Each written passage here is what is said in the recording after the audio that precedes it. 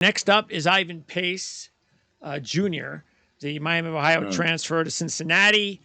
You always have to feel good when you're a Miami of Ohio fan and they transfer to Cincinnati just when they're getting good.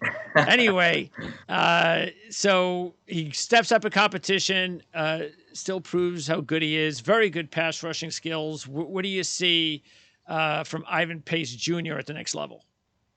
Yeah, he fit in pretty well as a pass rusher at Miami of Ohio, but when they moved him to a much higher level of college football, he played more off-ball, in the middle type role, and it was an experiment. And he was probably one of the best transfer portal stories of the year. Right, he goes from probably an undrafted free agent, maybe late round pick, to someone I'm likely going to put in my top 50 overall, and I will be higher on him than what you'll see out there. So if you're searching through other avenues, you're probably going to see him go a little bit lower.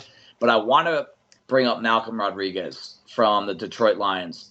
Went to Oklahoma State. I watched him for 2 years. I thought he would come out 2 years ago. He didn't. Watched him again in 2021. And I loved him. Loved him. But the size was less than he wanted.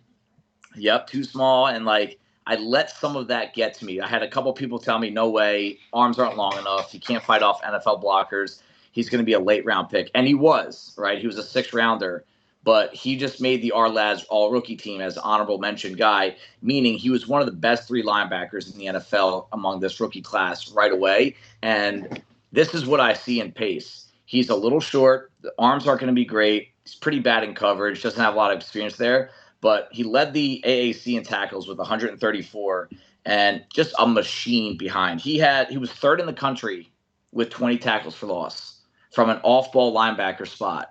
And when you watch that and you know that in the back of your head, well, how does that happen? How fast he's so explosive and quick. I'll tell you what, there's a few things. I'm a nerd on this stuff. I can't wait to see what he moves in the short shuttle and the 3-cone at the combine, because it looks like you press a button and he's at his top speed right away. And he plays under the pads of blockers. He's probably going to measure in under 6 foot.